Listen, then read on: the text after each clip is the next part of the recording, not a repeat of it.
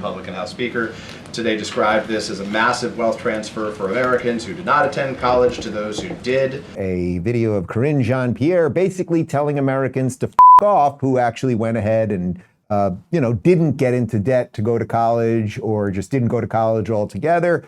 Suck it up and pay for that Hamas kid $300,000 in debt to go to Columbia. You opened today's briefing by talking about the latest student loan cancellations for, I think we said, what did we say, in total 4.75 million Americans now. I think it's 160,000. This latest round, Mike Johnson, the Republican House Speaker, today described this as a massive wealth transfer for Americans who did not attend college to those who did.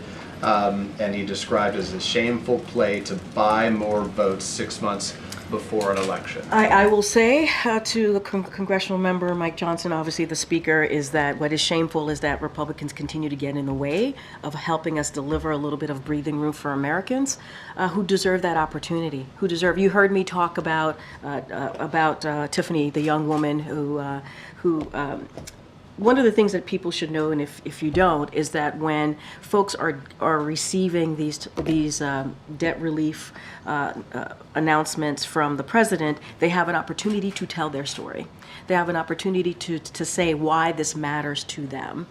And we're talking about millions of Americans who now have an opportunity to start a life, have an opportunity to move forward in a way where they can reach that American dream or reach whatever it is that they wanted to do, not just for themselves, for their families. So we believe, and the president's not going to walk away from doing that. He believes it's an important commitment that he made to Americans. It is a broken system.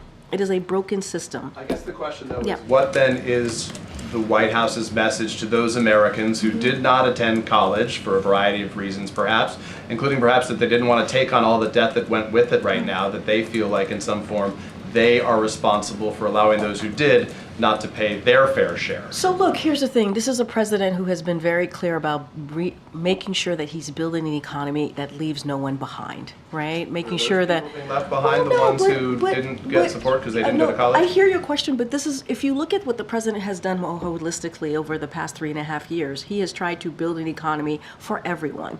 This is one part of his economic policy. When you think about creating 15 million jobs, many of those jobs, if you think about the different legislation that he's obviously passed into law, whether it's the bipartisan infrastructure legislation, CHIPS and Science Act, it's creating jobs that are good union-paying jobs where you don't need a college education, right? Where you can make six figures and actually have that opportunity to start your family.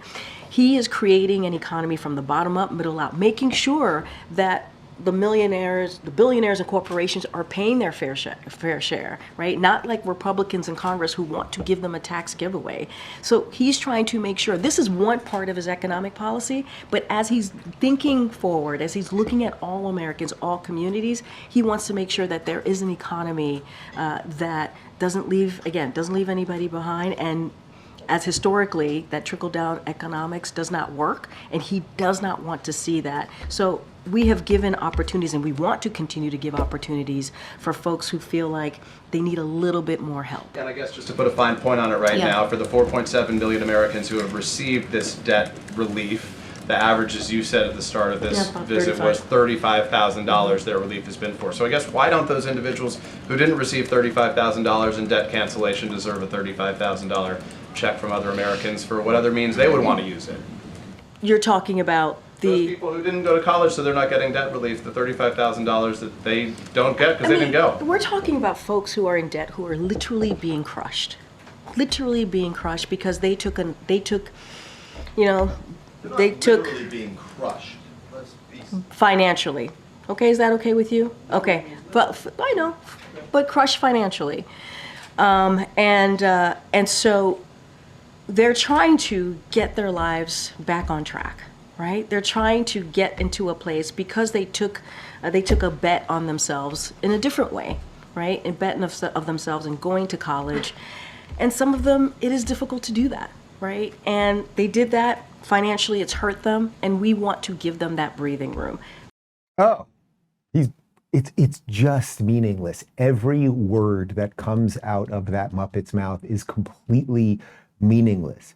So think about it. If you right now, if you're 19, 20 years old and you went to a trade school or you got an internship or whatever, you worked in your family's business or whatever it might be, you just kind of did it right and you didn't get hundreds of thousands of dollars into debt to learn how to be a terrorist. Your tax dollars are now bailing out kids who went to Columbia and to UCLA and to Syracuse and all of these hyper expensive schools where they learn all of the wrong things and most likely will try to come for more of your money as the years go by. But what's her answer to that? Well, the president's building the economy inside out and upside down, and an economy that works for everybody, and we're printing money. And we showed you that video yesterday. What did we do? What did this administration do? According to Kamala Harris, we dumped trillions of dollars on the street.